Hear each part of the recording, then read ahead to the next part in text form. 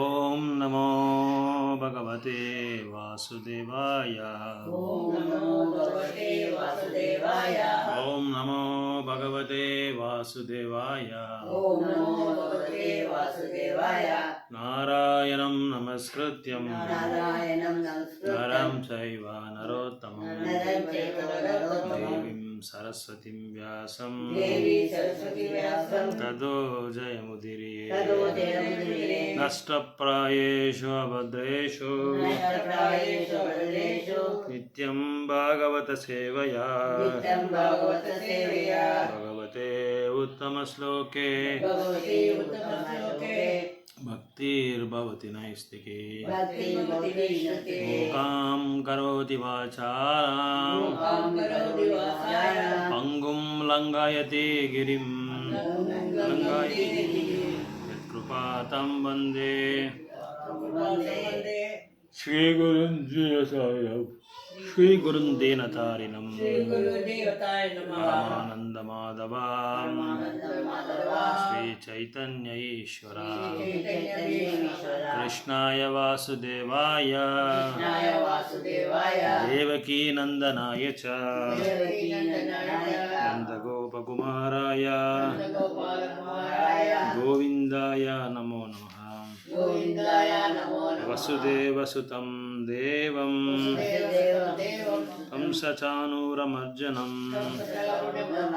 ದೇವಕೀ ಪರಮಾನಂದಂ ದೇವಕೀ ಪರಮಾನಂದಂ ಕೃಷ್ಣಂ ವಂದೇ ಜಗದ್ಗುರು. ಕೃಷ್ಣ ವಂದೇ ಜಗದ್ಗುರು. ಹ್ಮ್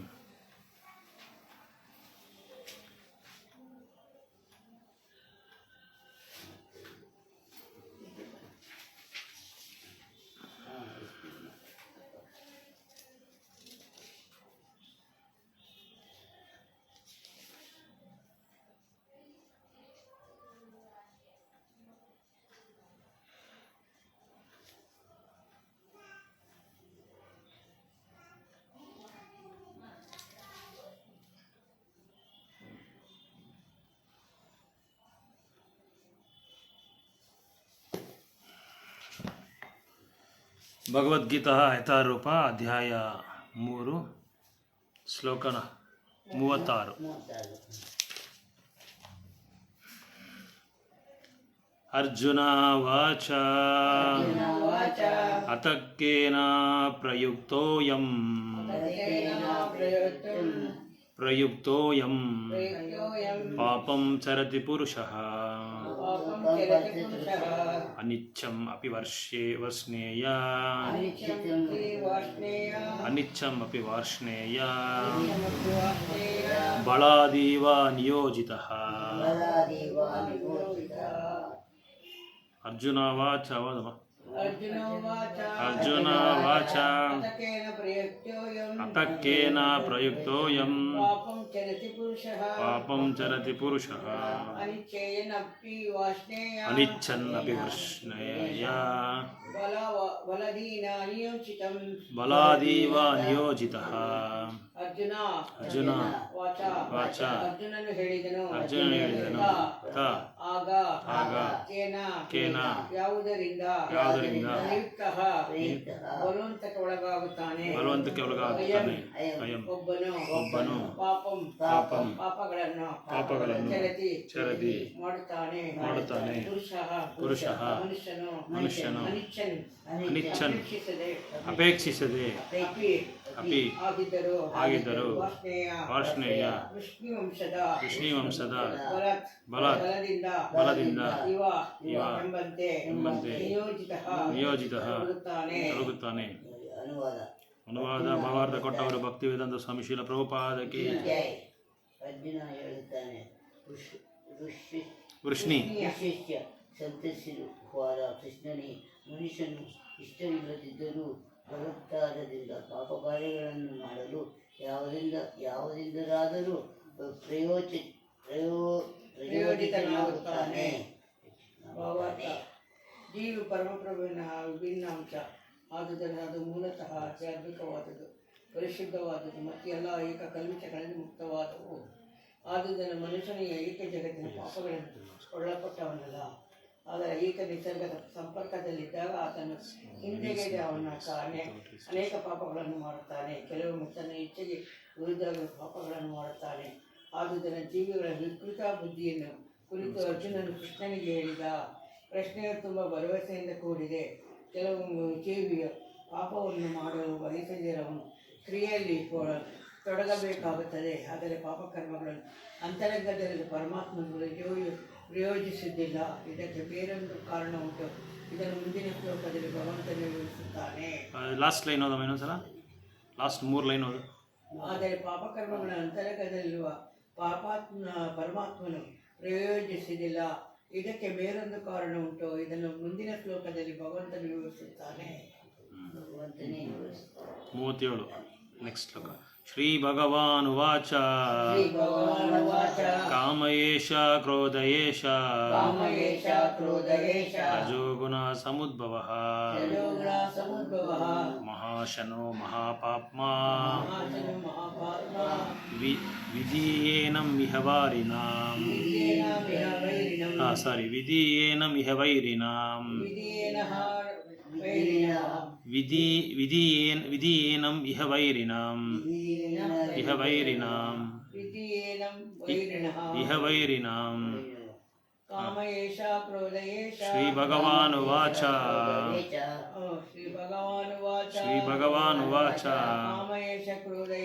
ಕಾಮಯೇಷ ಕ್ರೋಧಯೇಷ ರಜೋಗುಣ ಸಮುದ್ಭವಃ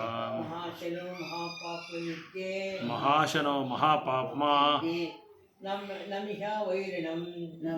ವಿಧೀಯೇನಂ ಇಹ ವೈರಿಣಾಂ ವೈರಿಣಾಂ. ಶ್ರೀ ಭಗವಾನುವಾಚ ದೈವತಮ ಪರಮಪುರುಷ ಹೇಳಿದನು ಕಾಮಃ ಕಾಮವು ಇದು ಕ್ರೋಧ ಕೋಪವು ಏಷ ಇದು ರಜೋಗುಣ ಸಮುದ್ಭವಃ ಹುಟ್ಟಿದ ಮಹಾಶನಃ ಎಲ್ಲವನ್ನು ತಿನ್ನುವ ಮಹಾಪಾಪ್ಮ ಮಹಾಪಾಪಪೂರ್ಣವಾದ ವಿಧಿ ತಿಳಿದುಕೋ ಏನಂ ಇದನ್ನು ಇಹ ಭೌತಿಕ ಜಗತ್ತಿನಲ್ಲಿ ವೈರಿಣಾಂ ಮಹಾತ್ಮ ವೈರಿ ಇದು.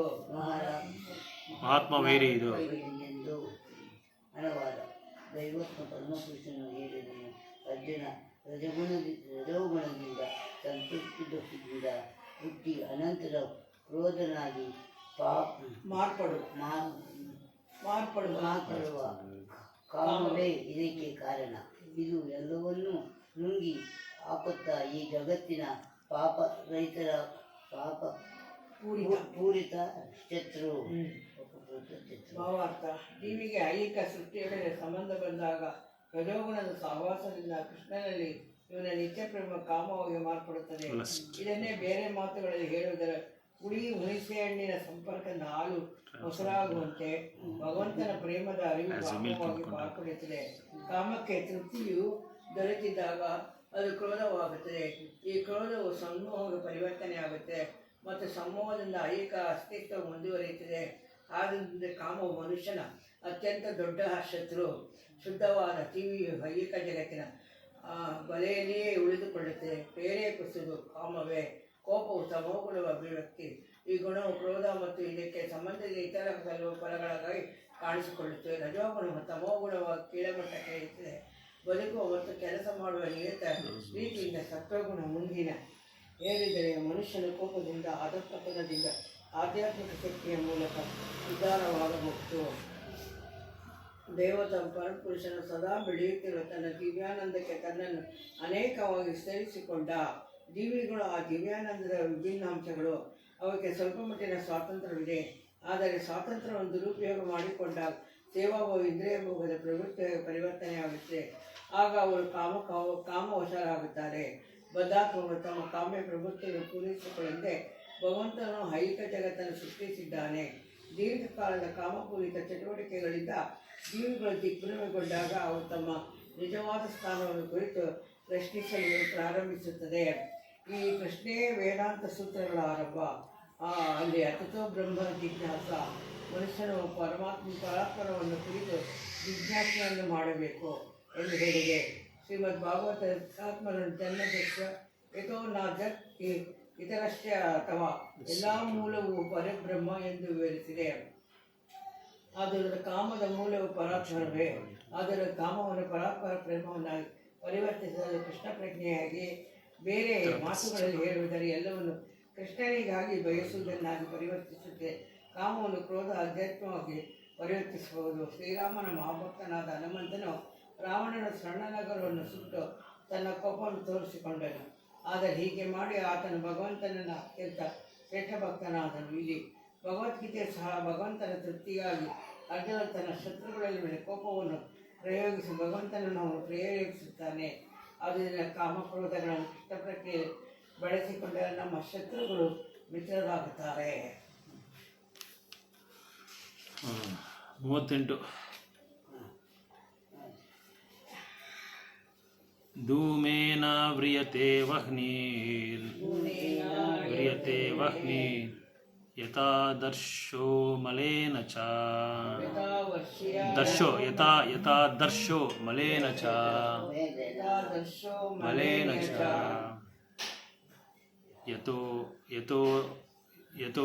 ಯಥೋ ಲೋಭೇನ ವರ್ತ ಗರ್ಭಾಸ್ ಯಥೋಲ್ಬೇನ ವರ್ತ ಗರ್ಭಾಸ್ ಯಥೋ ಉಲ್ಬೇನ ವೃತ ಗರ್ಭಾಸ್ ತಥಾ ತೇನಿದಂ ಅವೃತಂ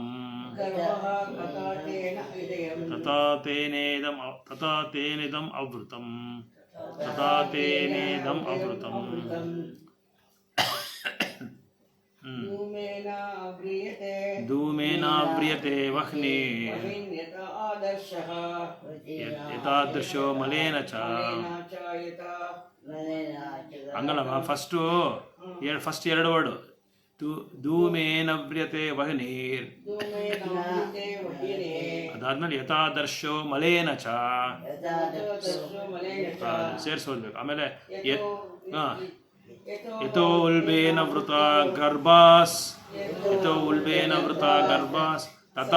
ತಥಾ ತೇನೇದಂ ಅವೃತಂ. ಧೂಮೇನ ಹೊಗೆಯಿಂದ ಆವರಿಸಲ್ಪಟ್ಟಿದ್ದು ವಹ್ನಿ ಯಥಾ ಹೇಗೆ ಆದರ್ಶ ಕನ್ನಡಿಯು ಮಲೇನ ಧೂಳಿನಿಂದ ಚ ಕೂಡ ಯಥಾ ಹೀಗೆ ಉಲ್ಬೇನ ಗರ್ಭಕೋಶದಿಂದ ಅವೃತಃ ಆವರಿಸಲ್ಪಟ್ಟಿದ್ದು ಗರ್ಭಃ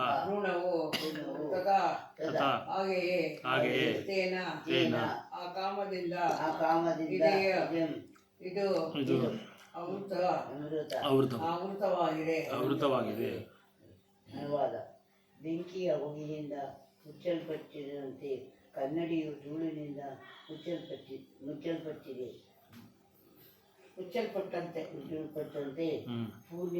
ಭ್ರೂಣವು ಗರ್ಭದಿಂದ ಮುಚ್ಚಲ್ಪಟ್ಟಿದಂತೆ ಜೀವಿಯು ಕಾಮದ ವಿಧಿಯಿಂದ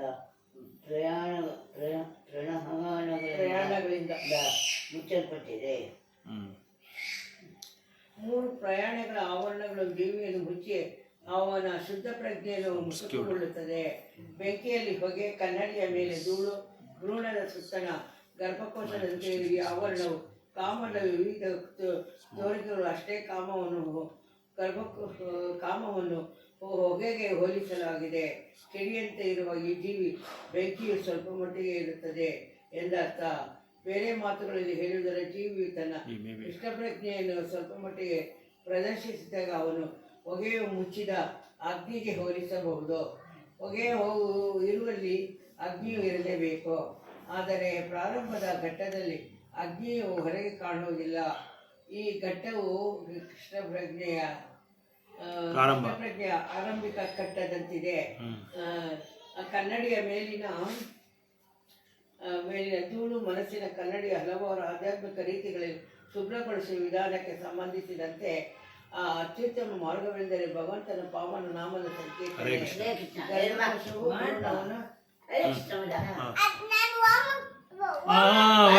ಓಕೆ ಭ್ರೂಣವನ್ನು ಅವಶ್ಯ ಸಹಜ ಸ್ಥಿತಿಯನ್ನು ಸೂಚಿಸುತ್ತದೆ. ಗರ್ಭದಲ್ಲಿ ಶಿಶು ಎಷ್ಟು ನಿಸ್ಸಹಾಯಕವೆಂದರೆ ಅದು ಅಲ್ಲಾಡಲಾಗದು. ಬದುಕಿನ ಈ ಸ್ಥಿತಿ ಮರಗಳ ಸ್ಥಿತಿ ಹೋಲಿಸಬಹುದು. ಮರಗಳು ಜೀವಿಗಳೇ, ಆದರೆ ಕಾಮದ ಅತಿ ಹೆಚ್ಚು ಪ್ರದರ್ಶನವು ಕಾರಣವಾಗಿ ಅವುಗಳನ್ನು ಪ್ರಜ್ಞೆ ಇಲ್ಲವೇನು ಎಂಬಂತೆ ಸ್ಥಿತಿಗೆ ಮುಚ್ಚಿರುವ ಕನ್ನಡಿಯನ್ನು ಪಕ್ಷಿಗಳು ಹೋಲಿಸಿದೆ. ಹೊಗೆಯಿಂದ ಆವೃತವಾಗಿ ಅಗ್ನಿಯನ್ನು ಮನುಷ್ಯನಿಗೆ ಹೋಲಿಸಿದೆ. ಮನುಷ್ಯನ ರೂಪದ ಕೀವು ಕೃಷ್ಣನ ಪ್ರಜ್ಞೆಯನ್ನು ಸ್ವಲ್ಪ ಮಟ್ಟಿಗೆ ಪುನಶ್ಚೇತನಗೊಳಿಸಬಹುದು. ಆತನು ಇನ್ನು ಬೆಳವಣಿಗೆಯನ್ನು ತನ್ನಲ್ಲಿ ಹೋಲಿ ಹೊತ್ತಿಸಬಹುದು. ಬೆಂಕಿಯಲ್ಲಿ ಹೊಗೆಯನ್ನು ಎಚ್ಚರಿಕೆಯನ್ನು ನಿರ್ವಹಿಸಿದರೆ ಬೆಂಕಿಯ ಪ್ರಜ್ವಲಿಸುವಂತೆ ಮಾಡಬಹುದು. ಆದುದರಿಂದ ಮಾನವ ಜನ್ಮವು ಐಹಿಕ ಸ್ಥಿತ ಗೋಜಿನಿಂದ ತಪ್ಪಿಸಿಕೊಳ್ಳುವ ಜೀವಿಗೆ ಒಂದು ಅವಕಾಶ. ಮನುಷ್ಯ ಜನ್ಮದಲ್ಲಿ ಸಾಮರ್ಥ್ಯ ಮಾರ್ಗದರ್ಶನದಲ್ಲಿ ಕೃಷ್ಣ ಪ್ರಜ್ಞೆಯನ್ನು ಬೆಳೆಸಿಕೊಂಡು ಶತ್ರುವಾದ ಕಾಮವನ್ನು ಹೋಲಿಸಬಹುದು.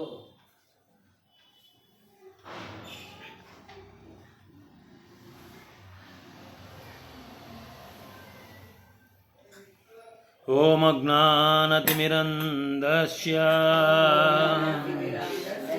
ಜ್ಞಾನಾಂಜನಶಲಾಕಯ ಚಕ್ಷುರುನ್ಮಿಲಿತಂ ಯೇನ ತಸ್ಮೈ ಶ್ರೀ ಗುರುವೇ ನಮಃ. ಶ್ರೀ ಚೈತನ್ಯಮನೋಭೀಷ್ಟಂ ಸ್ಥಾಪಿತಂ ಯೇನ ಭೂತಲೇ ಸ್ವಯಂ ರೂಪ ಕದಾ ಮಹ್ಯಂ ದದಾತಿ ಸ್ವಪದಾಂತಿಕಂ. ವಾಂಛಾಕಲ್ಪತರುಭ್ಯಶ್ಚ ಕೃಪಾ ಸಿಂಧುಭ್ಯ ಏವ ಚ ಪತಿತಾನಾಂ ಪಾವನೇಭ್ಯೋ ವೈಷ್ಣವೇಭ್ಯೋ ನಮೋ ನಮಃ. ಜೈ ಶ್ರೀ ಕೃಷ್ಣ ಚೈತನ್ಯ ಪ್ರಭು ನಿತ್ಯಾನಂದ ಶ್ರೀ ಅದ್ವೈತ ಗದಾಧರ ಶ್ರೀವಾಸಾದಿ ಗೌರ ಭಕ್ತ ವೃಂದ. ಹರೇ ಕೃಷ್ಣ ಕೃಷ್ಣ ಕೃಷ್ಣ ಹರೇ ಹರೇ, ಹರೇ ರಾಮ ರಾಮ ರಾಮ ಹರೇ ಹರೇ. ಹರೇ ಕೃಷ್ಣ ಕೃಷ್ಣ ಕೃಷ್ಣ ಹರೇ ಹರೇ, ಹರೇ ರಾಮ ರಾಮ ರಾಮ ಹರೇ ಹರೇ. ಹರೇ ಕೃಷ್ಣ ಕೃಷ್ಣ ಕೃಷ್ಣ ಹರೇ ಹರೇ, ಹರೇ ರಾಮ ರಾಮ ರಾಮ ಹರೇ ಹರೇ. ಹರೇ ಕೃಷ್ಣ. ಸೊ ಹಿಂದಿನ ಶ್ಲೋಕದಲ್ಲಿ ನಾವು ಅವರವ್ರ ಕರ್ತವ್ಯ ಅವರವರು ಮಾಡಬೇಕು ಅಂತೇಳಿ ನಾವು ನೋಡಿದ್ವಿ. ಕ್ಷತ್ರಿಯ ಕರ್ತವ್ಯ ಮಾಡಬೇಕು, ಬ್ರಾಹ್ಮಣ ಕರ್ತವ್ಯ ಮಾಡಬೇಕು, ವೈಶ್ಯ ಬಂದು ವೈಶ್ಯನ ಕರ್ತವ್ಯ ಮಾಡಬೇಕು, ಶೂದ್ರ ಕರ್ತವ್ಯ ಮಾಡಬೇಕು. ಯಾವುದೇ ಕಾರಣಕ್ಕೂ ಶೂದ್ರ ಬಂದು ಬ್ರಾಹ್ಮಣನ ಕೆಲಸ ಮಾಡಬಾರ್ದು, ಶೂದ್ರ ಬಂದು ಕ್ಷತ್ರಿಯನ ಕೆಲಸ ಮಾಡಬಾರ್ದು, ಶೂದ್ರ ಬಂದು ವೈಶ್ಯನ ಕೆಲಸ ಮಾಡಬಾರ್ದು, ವೈಶ್ಯ ಬಂದು ಶೂದ್ರನ ಕೆಲಸ ಮಾಡಬಾರ್ದು, ಬ್ರಾಹ್ಮಣ ಶೂದ್ರನಾಗಿ ಮಾಡಬಾರ್ದು. ವಿಶ್ವಾಮಿತ್ರ ನಾವು ಉದಾಹರಣೆ ನೋಡಿದ್ವಿ. ವಿಶ್ವಾಮಿತ್ರ ಬಂದು ರಾಜ, ಆದರೆ ಕೊನೆಗೇನಾದ ಬ್ರಾಹ್ಮಣ ಆಗ್ಬಿಟ್ಟ. ಅದೇ ಥರ ಪರಶುರಾಮು ಬ್ರಾಹ್ಮಣ ಆಗಿದ್ರು, ಆದರೆ ಕ್ಷತ್ರಿಯನಾಗಿ ಚೇಂಜ್ ಆಗ್ಬಿಟ್ರು, ಬದಲಾವಣೆ ಮಾಡ್ಕೊಂಡ್ಬಿಟ್ರು. ಯಾಕಂದರೆ ಪರಿಸ್ಥಿತಿ ಆ ಥರ ಬಂತು, ಅದಕ್ಕೆ ಅವ್ರು ಚೇಂಜ್ ಆಗಿಬಂದ್ರು. ಆದರೆ ಒಬ್ಬ ಬ್ರಾಹ್ಮಣ ಬಂದು, ಒಬ್ಬ ಭಕ್ತ ಬಂದು, ಅವನು ಎಲ್ಲ ಅರ್ಹತೆಗಳಿದ್ದರೆ ಅವನು ಬ್ರಾಹ್ಮಣನಾಗಿ ಮಾಡ್ಬೋದು, ಕ್ಷತ್ರಿಯನಾಗಿ ಇರ್ಬೋದು. ಅವನಿಗೆ ಆ ತಿಳುವಳಿಕೆ ಇದ್ದರೆ, ಆ ತಿಳುವಳಿಕೆ, ಆ ಸಂಸ್ಕಾರ, ಆ ಒಂದು ಭಕ್ತಿ ಸೇವೆ ಕೆಲವು ಸಮಯದಲ್ಲಿ, ಕೆಲವು ಸಂದರ್ಭಗಳಲ್ಲಿ, ಕೆಲವು ಸನ್ನಿವೇಶಗಳಲ್ಲಿ ಅವ್ನು ಮಾಡ್ಕೊಬೇಕಾಗಿ ಬರುತ್ತೆ. ಆ ಥರ ಮಾಡ್ಕೊಬೇಕಾಗಿ ಬರುತ್ತೆ. ಈಗ ಸಪೋಸ್ ನಾವು ನಾವು ಉದಾಹರಣೆಗೆ ಮನೆಯಲ್ಲಿ ಕರೆಂಟ್ ಹೊಟ್ಟೋಯ್ತು, ಫೋನ್ ಮಾಡದೆ ಬರಲಿಲ್ಲ ಯಾರನ್ನು, ಇದು ಎಲೆಕ್ಟ್ರಿಕ್ ಏನೋ ಪ್ರಾಬ್ಲಮ್ ಆಯಿತು, ಪ್ರಾಬ್ಲಮ್ ಆದರೆ ಫೋನ್ ಮಾಡದೆ ಬರೋಲ್ಲ ಎಲೆಕ್ಟ್ರಿಷಿಯನ್ಸು. ಅದಕ್ಕೆ ನಮಗೆ ಸ್ವಲ್ಪ ರಿಪೇರ್ ಮಾಡುವಾಗೆಲ್ಲ ನಾವು ನೋಡ್ಕೊಂಡಿರ್ತೀರಿ. ಅವಾಗ ಏನು ಮಾಡ್ತೀರಿ, ಫ್ಯೂಸ್ ವೈರ್ ತೆಗಿತೀರಿ. ಫ್ಯೂಸ್ ವೈರ್ ತೆಗೆದು ನೋಡಿದ್ರೆ ಫ್ಯೂಸ್ ವೈರ್ ಕಟ್ ಆಗಿರುತ್ತೆ. ಅದು ನಾವೇ ತೆಗೆದು ನಾವೇ ಹಾಕೊಂಡ್ಬಿಡ್ಬೋದು. ಮತ್ತೆ ಹಾಕ್ಬಿಟ್ರೆ ಅದು ಕರೆಂಟ್ ಬಂದ್ಬಿಡುತ್ತೆ. ಅವಾಗ ನಾವು ಕೆಲವು ಸಮಯದಲ್ಲಿ ಆ ಥರ ಮಾಡ್ಬೇಕಾಗ್ಬಾರ್ದು. ಆ ಥರ ಬ್ರಾಹ್ಮಣ ಕೆಲವು ಕ್ಷತ್ರಿಯ ಕೆಲಸಗಳು ಮಾಡಬೇಕಾಗುತ್ತೆ, ಕ್ಷತ್ರಿಯನು ಕೆಲವು ಬ್ರಾಹ್ಮಣ ಕೆಲಸಗಳು ಮಾಡಬೇಕಾಗ್ಬರುತ್ತೆ. ಆದರೆ ಅರ್ಹತೆ ಇದ್ದರೆ ಆ ಅರ್ಹತೆ ಇದ್ದರೆ ಮಾತ್ರ ಅವನು ಆ ಥರ ಮಾಡ್ಕೋಬೋದು. ಆ ಥರ ನಾವು ಹಿಂದಿನ ಶ್ಲೋಕದಲ್ಲಿ ನೋಡಿದ್ರಿ. ಈಗ ಇವತ್ತಿನ ಶ್ಲೋಕದಲ್ಲಿ ನಾವೇನು ಇಲ್ಲಿ ಏನು ಹೇಳ್ತಾ ಇದ್ದಾರೆ ಅಂದರೆ 36 ಅಲ್ವಾ, 36. ಹಾಂ, ಕೆಲವು ಸಮಯಗಳಲ್ಲಿ ಒಬ್ಬ ಜೀವರಾಶಿಗೆ ಏನಾಗುತ್ತೆ ಅಂದರೆ ಪಾಪ ಕಾರ್ಯಗಳು ಕರ್ಮ ಕಾರ್ಯಗಳು ಮಾಡಬಾರ್ದು ಅಂತ ಅವನು ಅನ್ಕೊಂಡಿರ್ತಾನೆ. ಅವನ ಇಚ್ಛೆ, ಅವನಿಗೆ ಇಷ್ಟ ಇರುತ್ತೆ, ನಾನು ಮಾಡಬಾರ್ದಪ್ಪ ಈ ಕೆಲಸ ಯಾವುದೇ ಕಾರಣ ನಾನು ಮಾಡಬಾರ್ದು ಅಂತ ಅವನು ಮನಸ್ಸಲ್ಲಿ ಇಟ್ಕೊಂಡು ಹೃದಯದಲ್ಲಿ ಇಟ್ಕೊಂಡಿರ್ತಾನೆ. ಆದರೆ ಬಲವಂತದಿಂದ ಅವನು ಮಾಡ್ತಾನೆ. ಅದೇ ಈ ಶ್ಲೋಕ ಹೇಳ್ತಾ ಇರೋದು, ಬಲವಂತದಿಂದ ಅವನು ಮಾಡಿಸ್ತದೆ ಅವನ್ನ. ಅವನಿಗೆ ನೋಡಪ್ಪ ಇವನ್ನ ಇದು ಮಾಡಬಾರ್ದು, ಇವನೇನು ಬೈಬಾರ್ದು, ಇವನೇನು ನಾವು ಅಧರ್ಮದಿಂದ ಇವನ್ನ ಮೋಸ ಮಾಡಬಾರ್ದು ಅಂತ ತಿಳ್ಕೊಂಡಿದ್ದಾನೆ. ಆಮೇಲೆ ಇದು ಅಸೈವ, ಇದು ತಿನ್ನಬಾರ್ದು, ಇದು ಶೈವ ಅಲ್ಲ, ಇದು ಪ್ರಾಣಿಗಳನ್ನ ಸಾಯಿಸಿ ನಾವು ತಿನ್ನೋದು ತಪ್ಪು ಅಂತ ಅವ್ನು ತಿಳ್ಕೊಂಡಿರ್ತಾನೆ. ಅವನ ಫ್ರೆಂಡ್ ಬರ್ತಾನೆ, ಅವನೇನು ಮಾಡ್ತಾನೆ, ಅವನ ಮನೇಲಿ ಫಂಕ್ಷನ್ನು, ಬಾಪ ನಾನು ಬಿರಿಯಾನಿ ಮಾಡಿದ್ದೀನಿ, ನಮ್ಮ ಮನೇಲಿ ಬಂದು ತಿನ್ಬಿಟ್ಟು ಹೋಗೋದು. ತುಂಬ ದೋಸ್ತು, ತುಂಬ ಕ್ಲೋಸ್ ಫ್ರೆಂಡು. ಅವನೇನು ಮಾಡ್ತಾನೆ, ಬೇಡಪ್ಪ ನಾನು ತಿನ್ನಬಾರ್ದು, ನಾನು ತಿನ್ನಲ್ಲ ಅಂತ ಅವನು ಮನಸ್ಸಲ್ಲಿ ತಿಳ್ಕೊಂಡಿದ್ದಾನೆ. ಮನಸ್ಸಲ್ಲಿ ತಿಳ್ಕೊಂಡು ಅವ್ನು ಹೋದ್ಮೇಲೆ ಏನೋ ಇವ್ನು ಕರೆದ್ಬಿಟ್ನಲ್ಲ, ಇವನ್ ಫ್ರೆಂಡ್ ಆಯ್ತೆ, ಏನು ಹೋಗ್ಲೇಬೇಕಲ್ಲ, ಏನು ಮಾಡೋದು, ಏನೋ ಬೈಕು ಅಂತಾನೆ ಅಂತ ಹೋಗೋದು, ಅವ್ರ ಮನೆಗೆ ಹೋಗಿ ತಿನ್ಬಿಟ್ಟು ಬರೋದು. ಆದರೆ ಇವ್ನಿಗೆ ಮಾಡೋ ಇಷ್ಟ ಇಲ್ಲದೆ ಇದ್ರೇನು ಹೋಗಿ ತಿನ್ಬಿಟ್ಟು ಬರ್ತಾನೆ.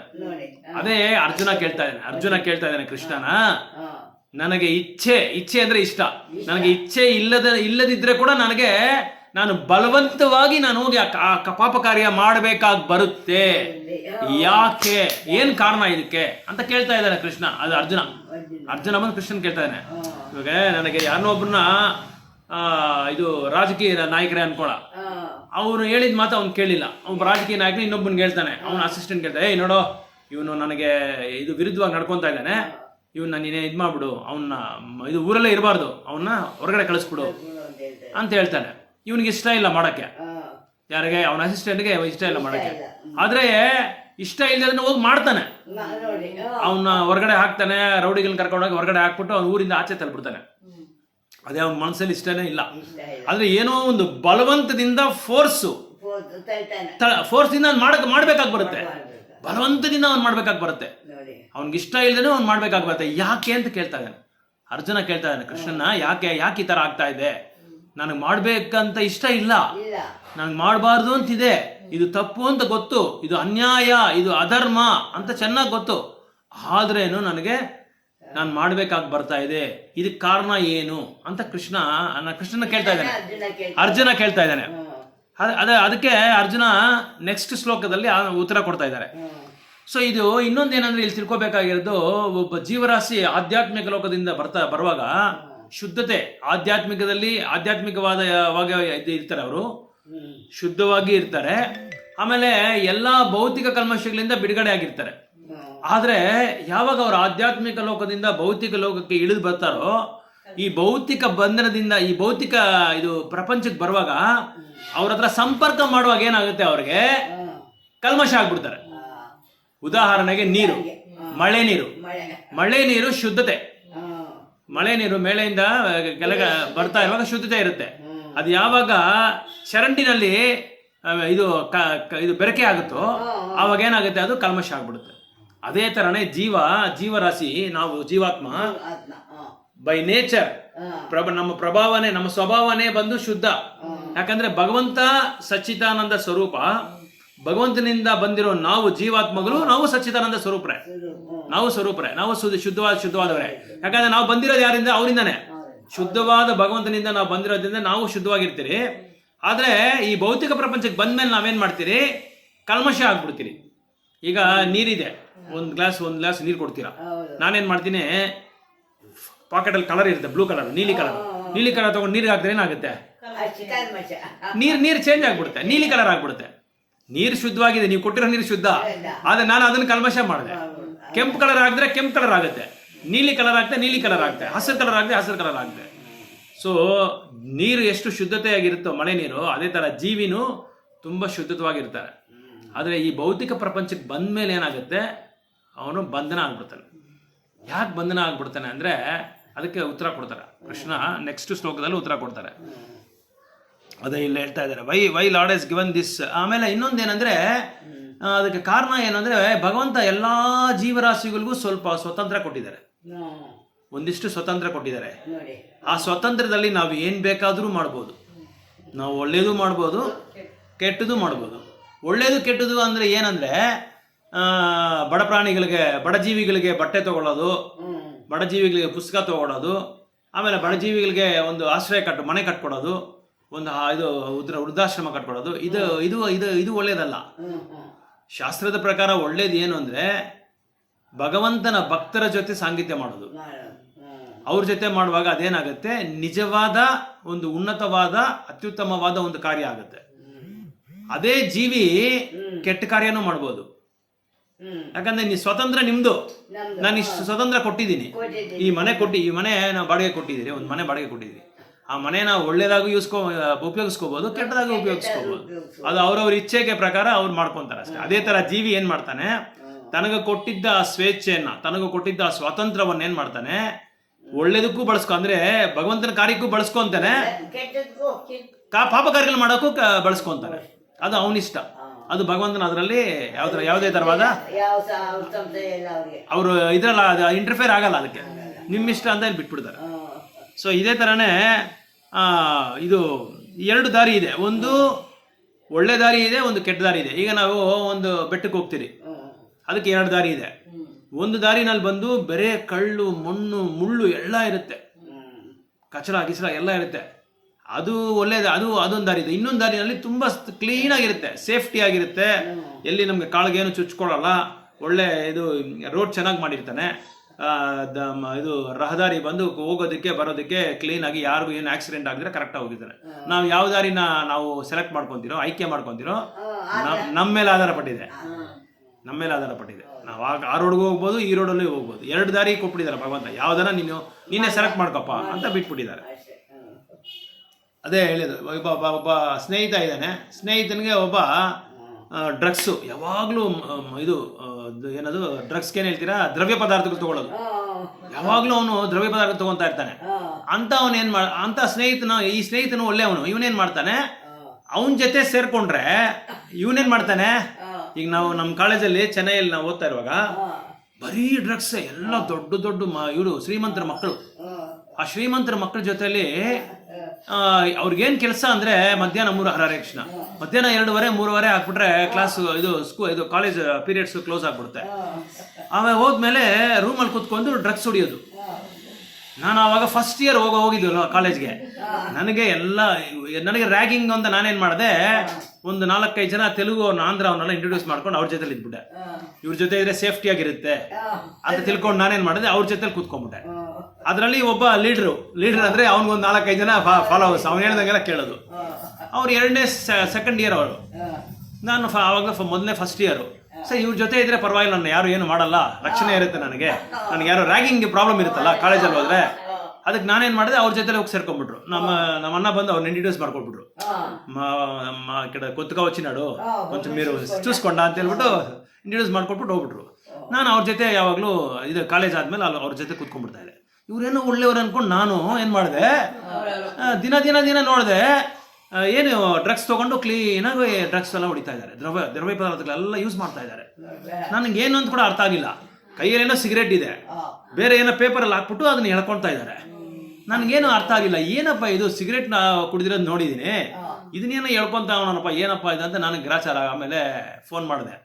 ಆಮೇಲೆ ನಮ್ಮ ಅಣ್ಣ ಹೇಳಿದ್ರು, ಅದೆಲ್ಲ ಡ್ರಗ್ಸು, ಹಂಗಾದ್ರೆ ನೀನು ಒಂದು ಕೆಲಸ ಮಾಡು, ಅವ್ರ ಅಸೋಸಿಯೇಷನ್ ಕಟ್ ಮಾಡಿಬಿಡು, ಮೆತ್ತಿಗೆ ನೀವು ಹುಷಾರಾಗಿ ನೀನೇನು ಮಾಡ್ತೀಯ, ನಿನ್ನ ರೂಮ್ ಹೊಟ್ಟೋಗಿ ನಿನ್ನ ಸ್ಟಡೀಸ್ ನೀನು ನೋಡ್ಕೊ ಅಂತ ಹೇಳ್ಬಿಟ್ರು.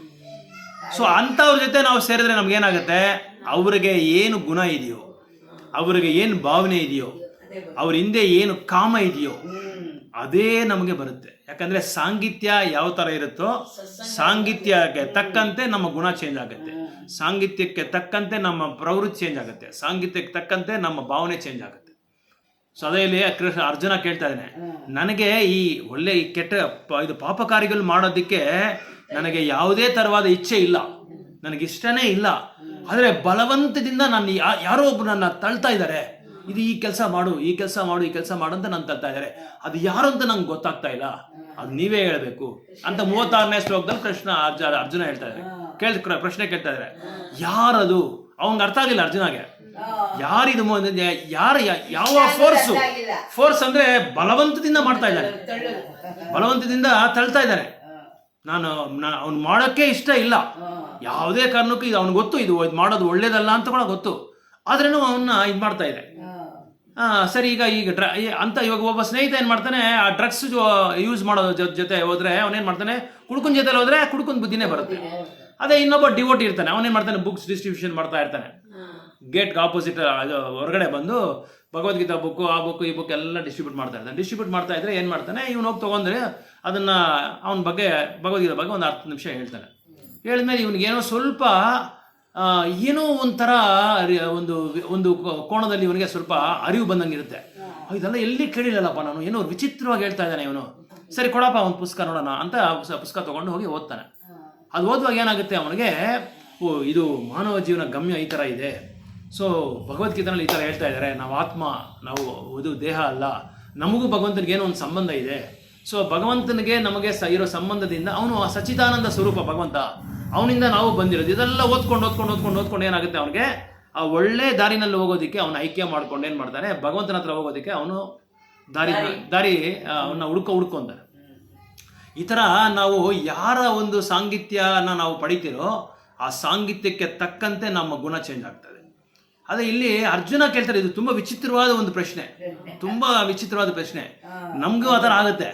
ನಾವು ಈಗ ಏನೋ ಇದು ಒಳ್ಳೆ ಕಾರ್ಯಕ್ಕೆ ಹೋಗ್ತಾ ಇರ್ತೀರಿ, ಒಳ್ಳೆ ಕಾರ್ಯಕ್ಕೆ ಹೋಗುವಾಗ ಅವನೊಬ್ಬ ಏನೋ ಬರ್ತಾನೆ, ಯಾವನ ಬರ್ತಾನೆ, ಸ್ನೇಹಿತ ಏನೋ ಬರ್ತಾನೆ. ನಾನು ಹೇಳಿದ್ನಲ್ಲ ನಿಮಗೆ, ಇದು ಬಿರಿಯಾನಿ ಮಾಡಿದ್ದೀನಿ ಬಾಪ ತಿನ್ಬಾಪ ಅಂತ ಫ್ರೆಂಡ್ ಕರೀತಾನೆ ಒಬ್ಬ ಸ್ನೇಹಿತ, ಅದು ನಾನ್ ವೆಜ್ ಬಿರಿಯಾನಿ. ಆದ್ರೆ ಹೋಗ್ತಾನೆ, ಇವನ್ ಹೋಗಕ್ಕೆ ಇಷ್ಟ ಇಲ್ಲ, ಗೊತ್ತು ಇವನ್ಗೆ ನಾವು ಮಾಡ್ತಾ ಇರೋದು ತಪ್ಪು ಅಂತ ಗೊತ್ತು. ಇದೇ ಈಗ ಆಗ್ತಾ ಇರೋದು ಈಗ ಸಮಾಜದಲ್ಲಿ ಏನಾಗ್ತಾ ಇದೆ ಅಂದ್ರೆ, ನಮ್ಮವ್ರಂದ್ರೆ ನಮ್ಮ ಸನಾತನ ಧರ್ಮದಲ್ಲಿ ಇರೋರು ಏನ್ ಮಾಡ್ತಾ ಇದ್ದಾರೆ ಅಂದ್ರೆ, ಅವ್ರು ಮಾಡ್ತಾ ಇರೋದು ತಪ್ಪು ಅಂತ ಗೊತ್ತು, ಆದ್ರೆ ದುಡ್ಡಿಗೆ, ನಾಲಿಗೆ ರುಚಿಗೆ, ಅವ್ರ ಸಂತೋಷಕ್ಕೆ, ಅವ್ರ ಕಾಮಕ್ಕೆ, ಅವ್ರ ಕಾಮಕ್ಕೆ ಏನ್ ಮಾಡ್ತಾರೆ, ಏನ್ ಬೇಕಾದ್ರೂ ಮಾಡಕ್ ರೆಡಿಯಾಗಿದ್ದಾರೆ. ಆದ್ರೆ ಅವ್ರು ಮಾಡಕ್ ಇಷ್ಟ ಇಲ್ಲ, ಇಲ್ಲದೆ ಇದ್ರೆ ಏನೋ ಒಳಗಡೆ ಒಂದು ಫೋರ್ಸ್, ಒಂದು ಶಕ್ತಿ ಬಂದು ಅವ್ರನ್ನ ತಳ್ತಾ ಇದೆ, ಹೋಗ್ ನೀನ್ ಮಾಡು ಪರವಾಗಿಲ್ಲ, ಹೋಗ್ ನೀನ್ ಮಾಡು ಅಂತ ಹೇಳ್ತಾ ಇದೆ. ಇದಕ್ಕೆ ಯಾಕಂದ್ರೆ ಜೀವಿ ತನ್ನ ನಿಜವಾದ ಸ್ವರೂಪ ಏನಂದ್ರೆ ಶುದ್ಧತೆಯಿಂದ ಬಂದಿರೋ ಲೋಕ, ಶುದ್ಧವಾದ ಲೋಕದಿಂದ ಬಂದಿರೋದು, ಆಧ್ಯಾತ್ಮಿಕ ಲೋಕದಿಂದ ಬಂದಿರೋದು. ಅವ್ರ ಆಧ್ಯಾತ್ಮಿಕವಾದ ಭಾವನೆ ಅವ್ರಿಗಿರುತ್ತೆ, ಮತ್ತೆ ಪರಿಶುದ್ಧತೆ ಅವ್ರ ಹತ್ರ ಇರುತ್ತೆ. ಅದಾದ್ಮೇಲೆ ಇನ್ನೊಂದೇನಂದ್ರೆ, ಈ ಭೌತಿಕ ಬಂಧನಗಳಿಂದ ಬಿಡುಗಡೆ ಆಗಿರ್ತಾರೆ ಅವರು. ಇದೆಲ್ಲ ಆತ್ಮ ಆಧ್ಯಾತ್ಮಿಕ ಲೋಕದಿಂದ ಭೌತಿಕ ಲೋಕಕ್ಕೆ ಬರುವಾಗ ಇದೆಲ್ಲ ಅವ್ರ ಹತ್ರ ಇರುತ್ತೆ.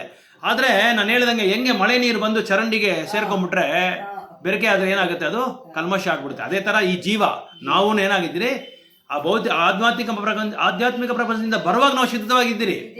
ಆದ್ರೆ ಚರಂಡಿಗೆ ಸೇರ್ಕೊಂಡ್ಬಿಟ್ರಲ್ಲ, ಈಗ ಭೌತಿಕ ಪ್ರಪಂಚಕ್ಕೆ ಸೇರ್ಕೊಂಡ್ಬಿಟ್ರಿ.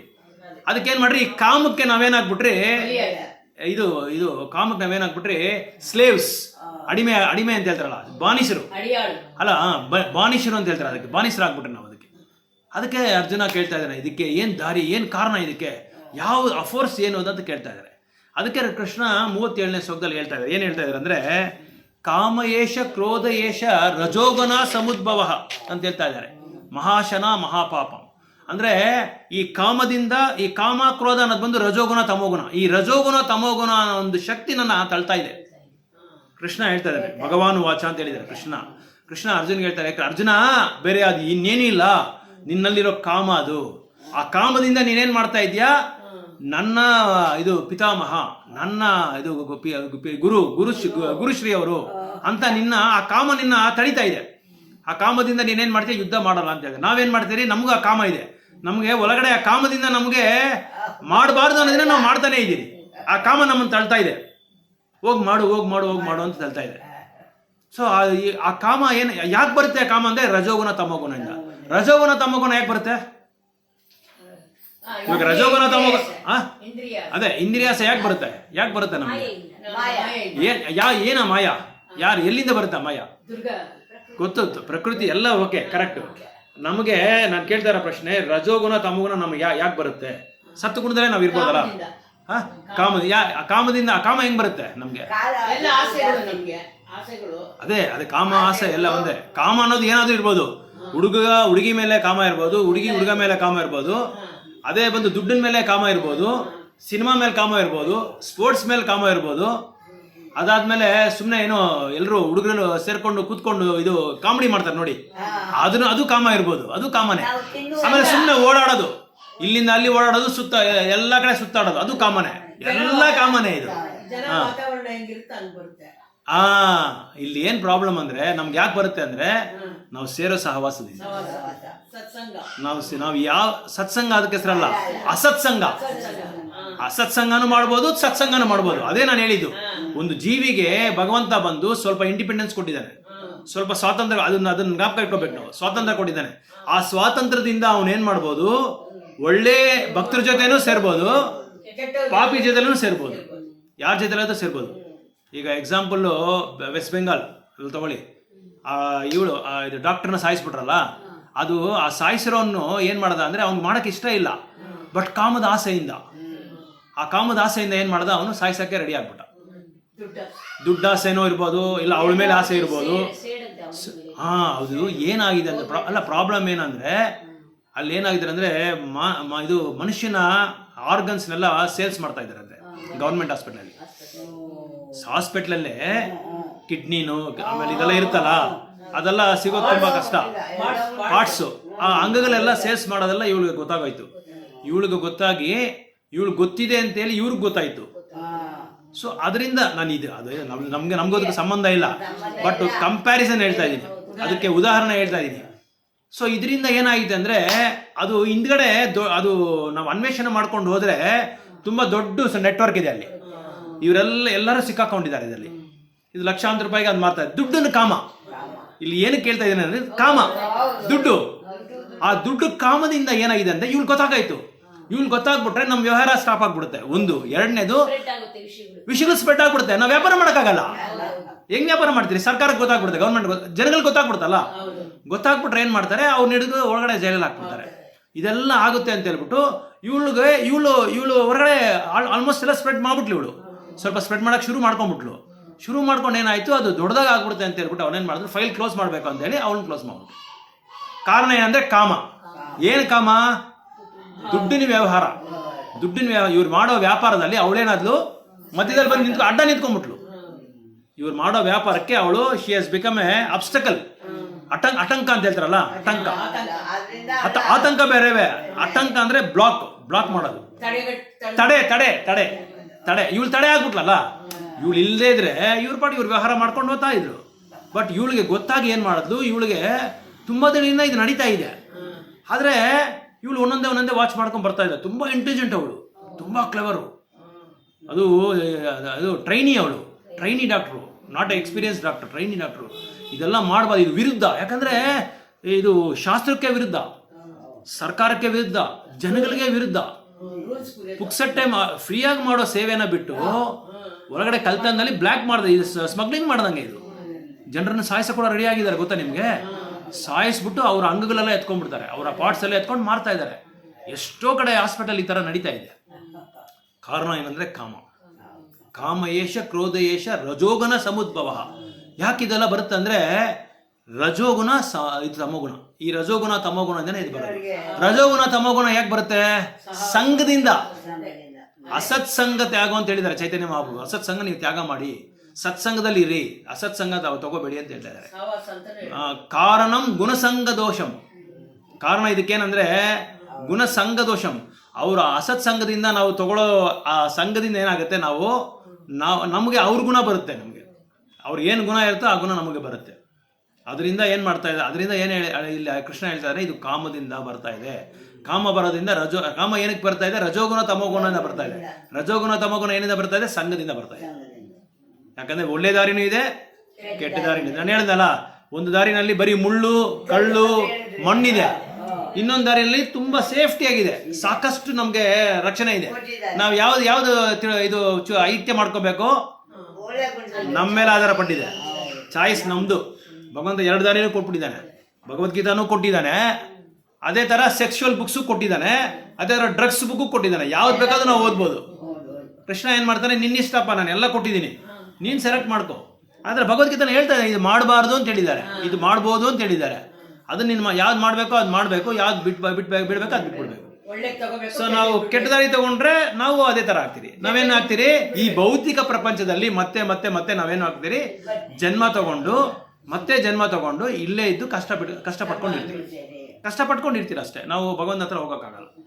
ಆದ್ರೆ ಅಲ್ಲಿ ಭಕ್ತರ ಜೊತೆ ಸಾಂಗತ್ಯ ಮಾಡೋದ್ರಿಂದ ಏನಾಗುತ್ತೆ, ನಮ್ಗೆ ಭಗವಂತನ ನಾಮ ಹೇಳ್ಬೋದು, ಭಗವಂತನ ನಾಮ ಉಚ್ಚಾರಣೆ ಮಾಡ್ಬೋದು.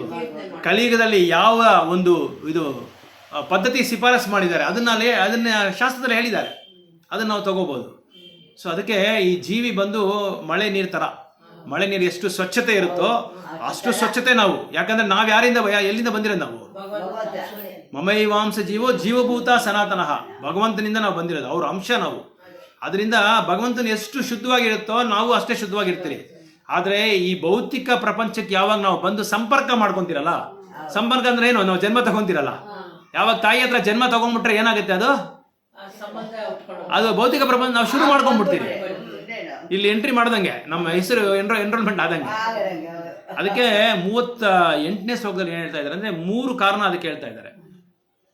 ಹೇಗೆ ಬಂದು ಅಗ್ನಿ ಇದು ಹೊಗೆಯಿಂದ ಮುಚ್ಚಲ್ಪಡುತ್ತೋ, ಅದೇ ತರ ಯಾವಾಗ ಕನ್ನಡಿ ಬಂದು ಯಾವಾಗ ಧೂಳದಿಂದ ಮುಚ್ಚಲ್ಪಡುತ್ತೋ, ಭ್ರೂಣ ಗರ್ಭದಿಂದ ಮುಚ್ಚಲ್ಪಡುತ್ತೋ, ಅದೇ ತರನೇ ಈ ಜೀವಿನೂ ಏನಾಗಿದೆ, ಈ ಕಾಮದಿಂದ ಈ ಕಾಮದ ಇದರಿಂದ ಏನಾಗುತ್ತೆ, ಈ ಕಾಮದ ದೋಷಗಳಿಂದ ಏನಾಗುತ್ತೆ, ಮುಚ್ಚಲ್ಪಟ್ಟಿದ್ದಾನೆ. ಅದಕ್ಕೆ ಅವನು ಹೊರಗಡೆ ಬರೋಕ್ಕೆ ತುಂಬಾ ಕಷ್ಟ ಆಗಿದೆ. ಇಲ್ಲಿ 3 ಏನು ಉದಾಹರಣೆ ಅಂದ್ರೆ, ಈ ಮೊದಲನೇ ಉದಾಹರಣೆ ಇದೆಯಲ್ಲ, ಏನದು, ಅಗ್ನಿ ನಮ್ಗೆ ಕಾಣಿಸಲ್ಲ. ಅದೇ ಅಗ್ನಿ ಹೊಗೆ ಇರೋ ಜಾಗದಲ್ಲಿ ಏನಿರುತ್ತೆ, ಬೆಂಕಿ ಇದ್ದೇ ಇರುತ್ತೆ. ಹೊಗೆ ಇರೋ ಜಾಗದಲ್ಲಿ ಇಲ್ಲ, ಹೊಗೆ ಬರ್ತಾ ಇದೆ, ಬೆಂಕಿ ಇದ್ದೇ ಇರುತ್ತೆ. ಸೊ ಆ ಬೆಂಕಿ ಲೈಟಾಗಿ ನಮ್ಗೆ ಕಾಣುತ್ತೆ. ಆ ಲೈಟಾಗಿ ಕಾಣೋದು ಏನಂದ್ರೆ ಭಗವಂತ. ಅದು ಸ್ಟೇಜಸ್ ಹೇಳ್ತಾ ಇದ್ದೀನಿ ನಿಮ್ಗೆ, 3 ಸ್ಟೇಜಸ್ ಹೇಳ್ತಾ ಇದ್ದೀನಿ. ಯಾವಾಗ ಆ ಬೆಂಕಿ ಅದು ಹೊಗೆ ಬರ್ತಾ ಇದೆ, ಅಲ್ಲಿ ಬೆಂಕಿ ಇದೆ ಅಂತ ಅರ್ಥ. ಆದ್ರೆ ಯಾಕೆ ನಮ್ಗೆ ಬೆಂಕಿ ತುಂಬಾ ಸಂಪೂರ್ಣವಾಗಿ ಕಾಣ್ತಾ ಇಲ್ಲ ಅಂದ್ರೆ, ಹೊಗೆ ಮುಚ್ಕೊಂಡ್ಬಿಟ್ಟಿದೆ, ಹೊಗೆ ಅದ್ರ ಮೇಲೆ ಮುಚ್ಕೊಂಡ್ಬಿಟ್ಟಿದೆ. ಸರಿ, ಅದು ಒಂದು. ಎರಡನೇದು ಅದ್ದ ಇದೆ, ಇದೆಲ್ಲ ತುಂಬಾ ಧೂಳಾಗಿದೆ. ಏನು ಅದು, ಇದರಲ್ಲಿ ಟಿವಿನೇ ಕಾಣ್ತಾ ಇಲ್ಲ ನಮ್ಗೆ, ಯಾಕೆ ಧೂಳಿದೆ. ಸೊ ಆ ಧೂಳನ್ನ ನಾವು ಬಾಯಲ್ಲಿ ಒಂದು ಊಬಿದ್ರೆ ಹೋಗಲ್ಲ, ಸ್ವಲ್ಪ ಹೋಗುತ್ತೆ. ಅದು ಒಂದು ಅರ್ಧ ಪದ್ಧತಿ, 50% ಪದ್ಧತಿ. ಸ್ವಲ್ಪ ಹಿಂಗ್ ಊಬಿದ್ರೆ ಹೊರಟೋಗುತ್ತೆ. ಆದ್ರೆ ಬಟ್ಟೆ ತಗೊಂಡು ಕ್ಲೀನಾಗಿ ಒರೆಸ್ಬಿಟ್ರೆ ಫುಲ್ ಹೊರಟೋಗುತ್ತೆ. ಆಮೇಲೆ ಭ್ರೂಣ ಬಂದು ಗರ್ಭದಿಂದ ಮುಚ್ಕೊಂಡಿರುತ್ತೆ, ಒಳಗಡೆ ಮಗು ಇದೆ, ಆ ಮಗು ಕಾಣ್ತಾ ಇಲ್ಲ, ಯಾಕಂದ್ರೆ ಗರ್ಭಕೋಶ ಅದನ್ನು ಮುಚ್ಕೊಂಡ್ಬಿಟ್ಟಿದೆ. ಸೊ ಅದು ಅದೇನ್ ಮಾಡ್ಬೇಕು, ಅದು ಡೆಲಿವರಿ ಆಗಿ ಮಗುನ್ ತೆಗಿಬೇಕು. ಸೊ ಇದು 3 ಸ್ಟೇಜಸ್ ಏನು ಅಂತ ಯಾಕೆ ಹೇಳ್ತಾ ಇದ್ದೀನಿ ಅಂದ್ರೆ, ಈ ಮೊದಲನೇ ಸ್ಟೇಜ್ ಬಂದು ಮಾನವ ಜೀವನ ಬಂದು ತುಂಬಾ ಈಸಿ. ಮಾನವ ಜೀವನದಲ್ಲಿ ಭಗವಂತ ಹತ್ರ ಹೋಗೋದು ತುಂಬಾ ಈಸಿ. ಯಾಕಂದ್ರೆ ಬರೀ ಹೊಗೆ ಮಾತ್ರ ಇದೆ. ಆ ಹೊಗೆನ ನಾವು ಇದು ಬೀಸಂಗಿ ತಗೊಂಡು ಚೆನ್ನಾಗಿ ಬೀಸ್ಬಿಟ್ರೆ ಬೂದಿ ಎಲ್ಲ ಹೊಟ್ಟೋಗ್ಬಿಡುತ್ತೆ, ಬೆಂಕಿ ಬಂದ್ಬಿಡುತ್ತೆ, ಬೆಂಕಿನ ಅಂಟ್ಕೊಂಡ್ಬಿಡುತ್ತೆ. ಅಂದ್ರೆ ಏನರ್ಥ, ಸ್ಪೀಡ್ ಆಗಿ ಫಾಸ್ಟ್ ಆಗಿ ನಾವು ಮಾನವ ಜನ್ಮದಲ್ಲಿ ಭಗವಂತ ಹತ್ರ ಹೋಗೋದಕ್ಕೆ ನಮ್ಗೆ ದಾರಿ ಹತ್ರ ಇದೆ. ನಮ್ಗೆ ಈಗ 300 ರೂಪಾಯಿ ತಿರುಪತಿ ಟಿಕೆಟ್ ತಗೊಂಡು ಹೆಂಗೆ ಫಾಸ್ಟ್ ಆಗಿ ಹೋಗ್ತಿರೋ, ಫ್ರೀ ಟಿಕೆಟ್ ಎಷ್ಟೊತ್ತಾಗುತ್ತೆ, 1 ದಿನನೂ ಆಗ್ಬೋದು, 2 ದಿನನೂ ಆಗ್ಬೋದು. ಆದ್ರೆ 300 ರೂಪಾಯಿ ಟಿಕೆಟ್ ತಗೊಂಡ್ರೆ ಲಡ್ಡೂನು ಸಿಗುತ್ತೆ, ಭಗವಂತ ಹತ್ರ ಬೇಗನೂ ಹೋಗ್ಬೋದು. ಆ ತರ ಮೊದಲನೇ ಉದಾಹರಣೆ ಯಾವುದು, ಬೆಂಕಿ. ಎರಡನೇ ಬಂದು ಕನ್ನಡಿ ಬಂದು ನಾವು ಬಾಯಲ್ಲಿ ಊಬಿದ್ರೆ ಹೋಗಲ್ಲ, ಆದ್ರೆ ಸ್ವಲ್ಪ ಕೆಲವು ಪದ್ಧತಿ ಇದೆ. ಆ ಪದ್ಧತಿ ತಗೊಂಡ್ರೇನೆ ನಾವು ಅದೇನಾಗುತ್ತೆ, ಅದು ಧೂಳೆಲ್ಲ ಹೋಗೋದು. ಅದಕ್ಕೆ ನಾವು ಫಸ್ಟ್ ಏನ್ ಮಾಡ್ತೀವಿ, ಊದ್ತೀವಿ, ಹೋಗಲ್ಲ. ಆಮೇಲೆ ಬಟ್ಟೆ ತಗೊಂಡು ಚೆನ್ನಾಗಿ ಉಜ್ಜುತ್ತೀರಿ, ಅದನ್ನ ಚೆನ್ನಾಗಿ ಉಜ್ಜಿ ಶುದ್ಧತೆ ಮಾಡಿದ್ಮೇಲೆ ಅದೆಲ್ಲ ಹೋಗುತ್ತೆ. ಇದು ಪ್ರಾಣಿಗಳ ಇದು ಜನ್ಮ. ಈ ಪ್ರಾಣಿಗಳ ಜನ್ಮ ಬಂದು ಮಾನವ ಜನ್ಮಕ್ಕಿಂತ ಕೀಳ್ಮಟ್ಟವಾದ ಜನ್ಮ. ಆ ಕೀಳ್ಮಟ್ಟವಾದ ಜನ್ಮ ಬಂದು ಅದು ತುಂಬಾ ಕಷ್ಟ ಹೋಗೋದು. ಪ್ರಾಣಿಗಳ ಜನ್ಮದಲ್ಲಿ ನಾವು ಭಗವಂತ ಹತ್ರ ಹೋಗೋಕ್ಕಾಗಲ್ಲ. ಅದು ಮತ್ತೆ ಅವ್ರು ಮನುಷ್ಯ ಜನ್ಮ ತಗೊಂಡಾದ್ಮೇಲೆ ಅದು ಹೋಗೋಕ್ಕಾಗತ್ತೆ. 3ನೇದೇನು ಅಂದ್ರೆ ಭ್ರೂಣ ಬಂದು ಮರಗಳಿಗೆ ಹೋಲಿಕೆ ಮಾಡಿದ್ದಾರೆ. ಮರ ಬಂದು ಗಾಳಿನಲ್ಲಿ, ಚಳಿನಲ್ಲಿ, ಬಿಸಿಲಿನಲ್ಲಿ, ಆಮೇಲೆ ಮಂಚು ಬೀಳುತ್ತಲ್ಲ, ಹಿಮ, ಯಾವ್ದು ಬಂದ್ರೇನು ಅದಕ್ಕೆ ಏನು ಪ್ರಜ್ಞೆನೇ ಇರಲ್ಲ. ನೀವು ಇದು ಮಚ್ಚು ತಗೊಂಡೋಗಿ ಅದನ್ನ ಹೊಡೆದ್ರೆ ಕೂಡ ಆಯ್ತಪ್ಪ ಹೊಡಿ, ನೀನ್ ಏನಾದ್ರೂ ಮಾಡು, ನಾನು ಹಿಂಗೆ ಇರ್ತೀನಿ ಅಂತ. ಅದಕ್ಕೇನು ಪ್ರಜ್ಞೆ ಇರಲ್ಲ, ಏನ್ ಪ್ರಜ್ಞೆನೇ ಇರಲ್ಲ. ಆ ತರ 3ನೇದು ಬಂದು ಮರಗಳ ಜನ್ಮ. ತುಂಬಾ ಕೀಳ್ಮಟ್ಟವಾದ ಜನ್ಮ ಯಾವ್ದಂದ್ರೆ ಮರಗಳ ಜನ್ಮ. ನಾವು ದಾಮೋದರ ಆರ್ತಿಲಿ ಕತೆ ಕೇಳಿದ್ರಲ್ಲ ನೀವು, ಕುಬೇರನ ಮಕ್ಕಳಿಬ್ರು ಮರ್ತೋಗಿದ್ರೆ ಜ್ಞಾಪಕ ಇದೆಯಲ್ಲ, ನಲಗ್ರೀವ ಮನೆ ಆ ನಳಗ್ರೀವ ಮಣಿಗ್ರೀವ ಅವ್ರದ್ದು ಏನಾಗುತ್ತೆ ಅಂದ್ರೆ ನಾರದ ಮುನಿ ಬರ್ತಾ ಇರ್ತಾರೆ. ಬರ್ತಾ ಇವ್ರೇನ್ ಮಾಡ್ತಾರೆ, ಹೆಂಗಸರ ಜೊತೆಲಿ ಜಲಕ್ರೀಡೆಗಳು ಆಡ್ಕೊಂಡಿರ್ತಾರೆ, ಬಟ್ಟೆಗಳೆಲ್ಲ ಬಿಚ್ಕೊಂಡು ಆಡ್ತಾ ಇರುವಾಗ ನಾರದ ಮಹಾಮುನಿ ನೋಡಿದ ತಕ್ಷಣ ಅವರು ನಮಸ್ಕಾರ ಹಾಕ್ಬೇಕು, ಅವ್ರಿಗೆ ಅವ್ರ ಹತ್ರ ಆಶೀರ್ವಾದ ತಗೋಬೇಕು, ಅವ್ರ ಹತ್ರ ಸತ್ಸಂಗ ಮಾಡ್ಬೇಕು, ಅದೆಲ್ಲ ಮಾಡ್ಲಿಲ್ಲ. ಏನ್ ಮಾಡಿದ್ರು, ಆಡ್ತಾನೆ ಇದಾರೆ. ಯಾಕಂದ್ರೆ ಅಹಂಕಾರ, ಕಾಮದ ಅಹಂಕಾರ. ನಾವ್ಯಾರು ಕುಬೇರನ ಮಕ್ಕಳು ನಾವು. ಆ ಒಂದು ಅಹಂಕಾರದಲ್ಲಿ ಆಡ್ಕೊಂಡಿದ್ದಾರೆ. ಆದ್ರೆ ಜೊತೆನಲ್ಲಿರೋ ಹೆಂಗಸರು ಏನ್ ಮಾಡ್ತಾರೋ, ತಕ್ಷಣ ಬಟ್ಟೆ ತಗೊಂಡು ಮುಚ್ಕೊಂಡು ಅವರು ಹೊರಗಡೆ ಹೊಟ್ಟೋದ್ರು. ಆದ್ರೆ ಇವ್ರೇನ್ ಮಾಡ್ತಾರೆ, ಅಹಂಕಾರದಿಂದ ಅದನ್ನ ಇದು ಮಾಡ್ಕೊಂಡಿದ್ದಾರೆ. ಯಾರು ಬಂದ್ರೆ ನಮಗೇನು ಅಂತ ಡ್ಯಾನ್ಸ್ ಮಾಡ್ಕೊಂಡಿದ್ದಾರೆ, ನೃತ್ಯ ಮಾಡ್ಕೊಂಡಿದ್ದಾರೆ. ಅದಕ್ಕೆ ನಾರದ ಮುನಿ ಏನ್ ಮಾಡಿದ್ರು, ಅವ್ರನ್ನ ಶಾಪ ಕೊಟ್ಬಿಟ್ರು. ನೀವು ಮರಗಳಾಗಿ, ಯಾಕಂದ್ರೆ ನಿಮ್ಗೆ ಬಟ್ಟೆಗಳು ಇಲ್ಲ ಅಂತ ಒಂದು ಆಸೆ ಇದೆ, ನಿಮ್ಗೆ ಬಟ್ಟೆಗಳೇ ಹಾಕೋಬಾರ್ದು ಅಂತ ಒಂದು ಆಸೆ ಇದೆ, ಅದಕ್ಕೆ ನೀವು ಮರಗಳಾಗ್ಬಿಡಿ ಅಂತ ಅವ್ರೇನ್ ಮಾಡ್ತಾರೆ, ಗೋಕುಲಂ ನಂದ ಮಹಾರಾಜ್ ಅವ್ರ ಮನೆಯಲ್ಲಿ ಅರ್ಜುನ ಟ್ರೀಸ್ ಅಂತ 2 ಮರಗಳಾಗಿ ಅವ್ರು ಉಟ್ಕೊಂಡ್ಬಿಟ್ಟು ಜನ್ಮ ತಗೊಂಡ್ಬಿಟ್ರು. ಆವಾಗ ನಾರದ ಮುನಿ ಏನ್ ಮಾಡಿದ್ರು, ಅವಾಗ್ಲೂ ಏನ್ ಮಾಡಿದ್ರು, ಈ ಶಾಪ ಕೊಟ್ಟಿದ್ದೀನಿ, ಆದ್ರೆ ನಿಮ್ಗೆ ಇದು ಶಾಪ ಪರಿಹಾರನೇ ಇದೆ.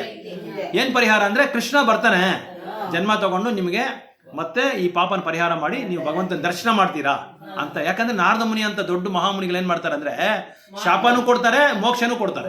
ಶಾಪ ವಿಮೋಕ್ಷನೂ ಕೊಟ್ಬಿಡ್ತಾರೆ. ಆತರ ಅದಕ್ಕೆ ವೇದದಲ್ಲಿ ಏನ್ ಹೇಳ್ತಾರೆ ಅಂದ್ರೆ, ಬಟ್ಟೆ ಇದ್ರೆ ಇರಬಾರ್ದು ಅಂತ ಹೇಳ್ತಾರೆ. ಯಾವಾಗ್ಲೂ ಬಟ್ಟೆ ಮುಚ್ಕೊಳ್ಳೋದು ಬಂದು ವೇದ ಅದು. ಸೊ ಅದು ಪೂರ್ವ ಕಾಲ ಅಲ್ಲ, ವೇದದಲ್ಲೇ ಇದೆ. ವೇದ ಅಂದ್ರೆ ವೇದಕ್ಕೆ ವಯಸ್ಸಿಲ್ಲ. ಈ ಕಾಲ, ನಮ್ ಕಾಲ, ನಿಮ್ ಕಾಲ ಅಂತಿಲ್ಲ. ವೇದಕ್ಕೆ ಯಾವತ್ತೂ ಕಾಲ ಇಲ್ಲ, ಅಂತ ಮಧ್ಯ ಆದಿ ಏನಿಲ್ಲ. ಅದಕ್ಕೆ ಯಾವಾಗ್ಲೂ ಇರುತ್ತೆ ಅದು. ಇನ್ನು ನಮ್ಮ ಮೊಮ್ಮಕ್ಕಳು ಅವ್ರ ಮೊಮ್ಮಕ್ಕಳು ಬಂದ್ರೆ ವೇದದಲ್ಲಿ ಇದ್ದೇ, ಶಾಸ್ತ್ರದಲ್ಲಿ ಇದ್ದೇ ಇರುತ್ತೆ. ಸೊ ಈ 3 ಉದಾಹರಣೆ ಕೊಡ್ತಾ ಇದ್ದಾರೆ. ಮೊದಲನೇದು ಮಾನವ ಜೀವನ, 2ನೇದು ಪ್ರಾಣಿ ಜೀವನ, 3ನೇದು ಬಂದು ಮರ ಜೀವನ, ಅದೇ ಜಡ, ಇದು ಏನು ವೃಕ್ಷಗಳ ಜೀವನ. ಸೊ ವೃಕ್ಷಗಳ ಜೀವನದಲ್ಲಿ ನಾವೇನ್ ಮಾಡಿದ್ರಿ ಅಂದ್ರೆ, ನಮ್ಗೆ ಪ್ರಜ್ಞೆ ಇರಲ್ಲ.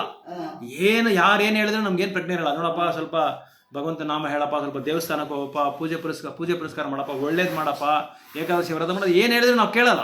ಯಾಕಂದ್ರೆ ಅಂತ ಕೀಳ್ಮಟ್ಟವಾದ ಪ್ರಜ್ಞೆ, ಲೋ ಕಾನ್ಶಿಯಸ್ನೆಸ್ ಅಂತ ಹೇಳ್ತಾರೆ. ತುಂಬಾ ಲೋ ಕಾನ್ಶಿಯಸ್ನೆಸ್. ಸೊ ಅದರಿಂದ ನಾವು ಹೊರಗಡೆ ಬರಬೇಕಾದ್ರೆ ತುಂಬಾ ಕಷ್ಟ, ಆಗಲ್ಲ.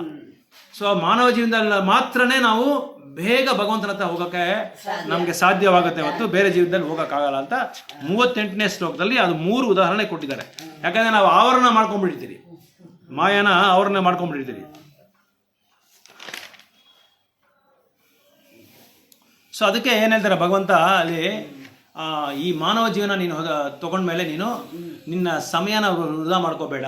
ನಿನ್ನ ಸಮಯನ ನನ್ನ ಒಂದು ಸೇವೆನಲ್ಲಿ ಕೈಂಕರ್ಯ ಮಾಡ್ಕೋ, ಯುಕ್ತ ಮಾಡ್ಕೋ ಅಂತ ಹೇಳ್ತಾ ಇದ್ದಾರೆ. ಯುಕ್ತ ವೈರಾಗ್ಯ ಅಂತ ಹೆಸರು ಅದಕ್ಕೆ. ಯುಕ್ತ ವೈರಾಗ್ಯ ಮಾಡ್ಕೋ. ಯಾಕಂದ್ರೆ ಚೇತನ ಬಂದು ತುಂಬಾ ಇದು ಏನು ಚುರುಕಾಗಿರೋದು ಬಂದು ಮಾನವ ಜೀವನದಲ್ಲಿ ಮಾತ್ರನೇ, ಬೇರೆ ಯಾವ ಜೀವನದಲ್ಲಿ ಇಲ್ಲ ಅಂತ ಹೇಳ್ತಾ ಇದ್ದಾರೆ.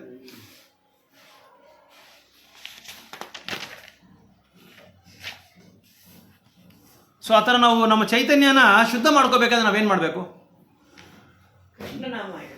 ಭಗವಂತನ ನಾಮ. ಅದಕ್ಕೆ 9ನೇ ಅಧ್ಯಾಯದಲ್ಲಿ ಕೃಷ್ಣ ಹೇಳ್ತಾ ಇದ್ದಾನೆ, ಸತತಂ ಕೀರ್ತಯಂತೋ ಮಾಂ ಅಂತ ಹೇಳ್ತಾ ಇದ್ದಾರೆ. ಸತತಂ ಕೀರ್ತಯಂತ ಮಾಂ ದೃಢವ್ರತ ಅಂತ ಹೇಳ್ತಾರೆ.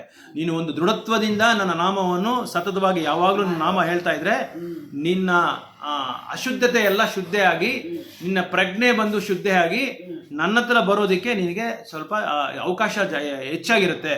ಅದಕ್ಕೆ ನೀನು ಭಗವಂತನ ನಾಮನ ನೀನು ಉಚ್ಚಾರಣೆ ಮಾಡ್ತಾ ಇರು ಅಂತ ಹೇಳ್ತಾರೆ. ಸತತಂ ಕೀರ್ತಯಂತಂ, ಯಾವಾಗಲೂ ಭಗವಂತ ನಾಮ ಹೇಳ್ಕೊಂಡೇ ಇರು ಅಂತ ಹೇಳ್ತಾ ಇದ್ದಾರೆ. ಸೊ ಅದಕ್ಕೆ ಇಲ್ಲಿ ಇವರು ಪ್ರಭುಪಾದರು ಪರ್ಪೋಟಲ್ ಅದೇ ಹೇಳ್ತಾ ಇದ್ದಾರೆ. ಅದಕ್ಕೆ ನೀವು ಈಗ ಮಾನವ ಜೀವನ ಕೊಟ್ಟಿರೋದೇ ಭಗವಂತ ನಿಮ್ಗೆ. ಅದಕ್ಕೆ ಸೊ ಬೇಗ ನೀವು ಭಗವಂತನ ನಾಮ ಹೇಳ್ಕೊಂಡು ಈ ಒಂದು ಮಾನವ ಜೀವನದಲ್ಲಿ ಭಗವಂತ ಹತ್ರ ಹೋಗೋದಕ್ಕೆ ಪ್ರಯತ್ನ ಪಡಿ ಅಂತ ಹೇಳ್ತಾರೆ.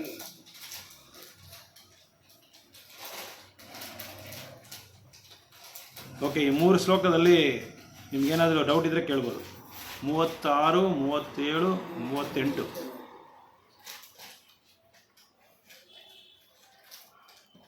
ಜನಕ ಮಹಾರಾಜ್ ಕೂಡ ಒಂದ್ಸಲ ರಾಮಾಯಣದಲ್ಲಿ ನೋಡ್ಬೇಕಾದ್ರೆ ಅಯೋಧ್ಯೆಗೆ ಹೋಗೋ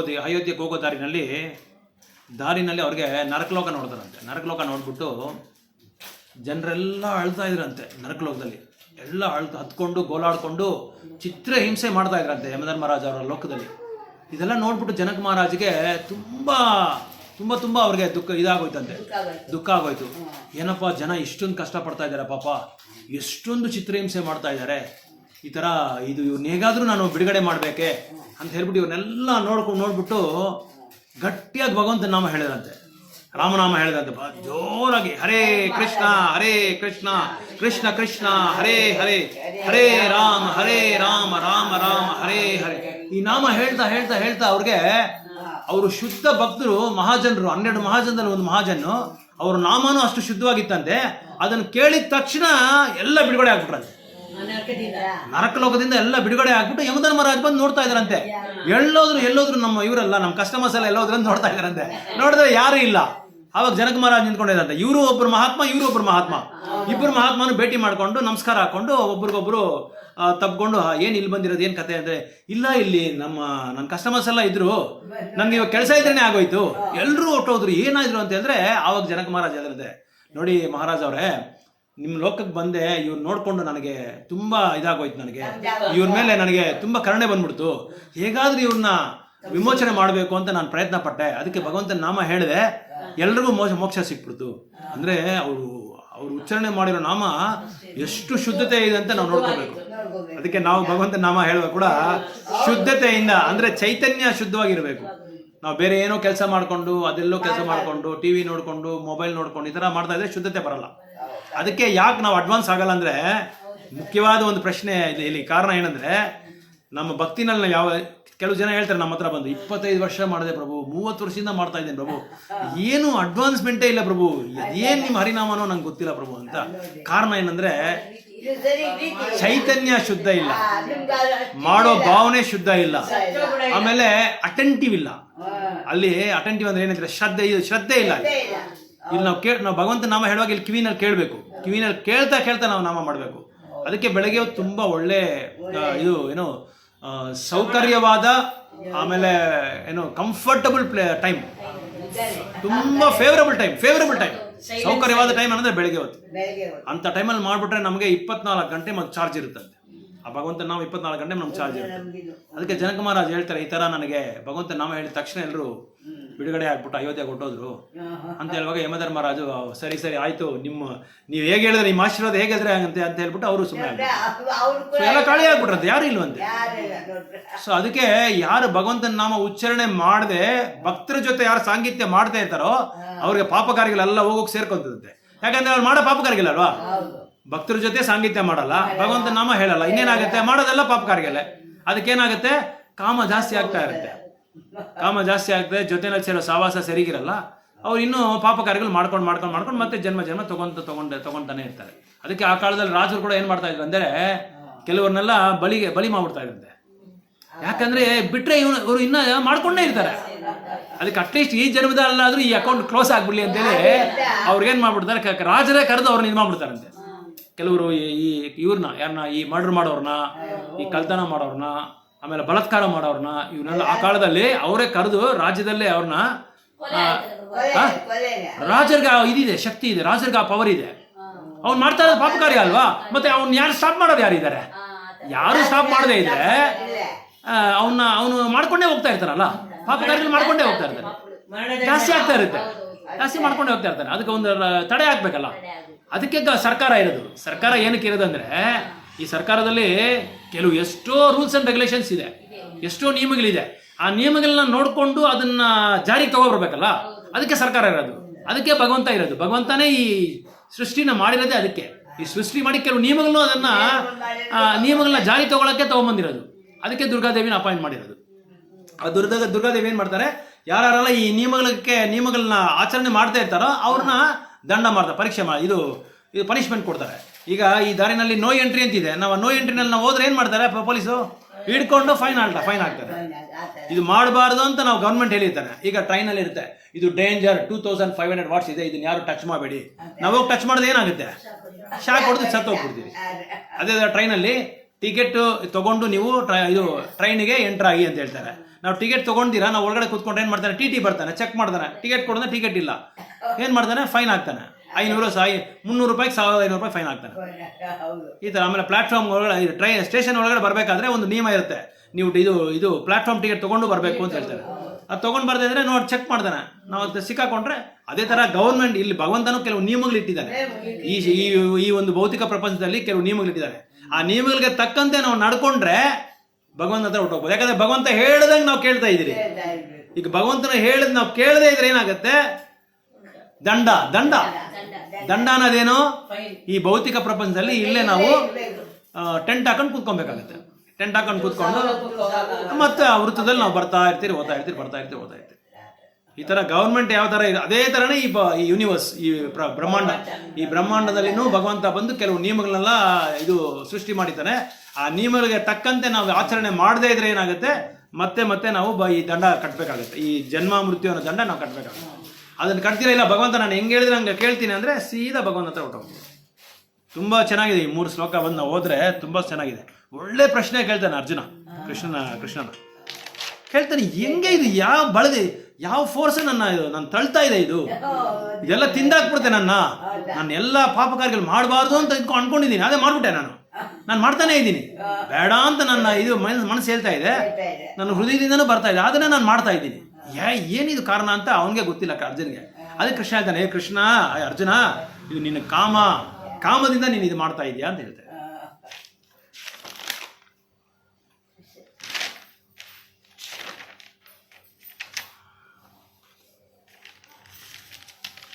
ಅದಕ್ಕೆ ಶಿಕ್ಷಾಷ್ಟಕಮಲ್ಲಿ ಚೈತನ್ಯ ಮಹಾಪ್ರಭು ಹೇಳ್ತಾರೆ, ಚೇತೋದರ್ಪಣ ಮಾರ್ಜನಂ ಭವ ಮಹಾದಾವಾಗ್ನಿ ನಿರ್ವಾಪನಂ ಶ್ರೇಯ ಕೈರವ ಚಂದ್ರಿಕಾ ವಿತರಣಂ ವಿದ್ಯಾವಧು ಜೀವನಂ ಆನಂದಾಂ ಬುದ್ಧಿವರ್ಧನಂ ಪ್ರತಿಪದಂ ಪೂರ್ಣಾಮೃತ ಸಾಧನಂ ಸರ್ವಾತ್ಮ ಸ್ನಪ್ನಂ ಪರಂ ವಿಜಯತೆ ಶ್ರೀಕೃಷ್ಣ ಸಂಕೀರ್ತನಂ.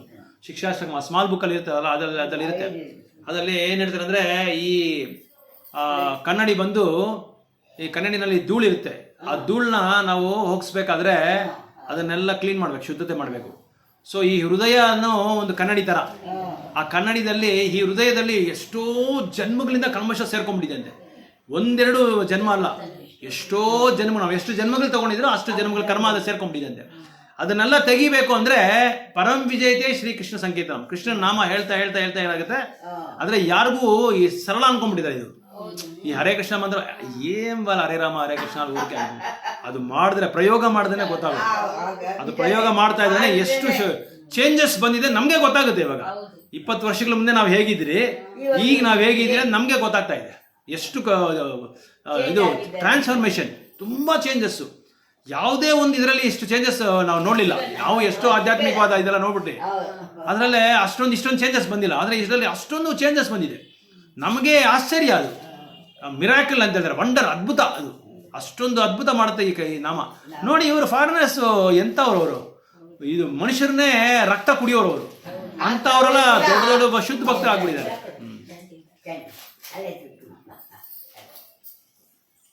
ಹೌದು.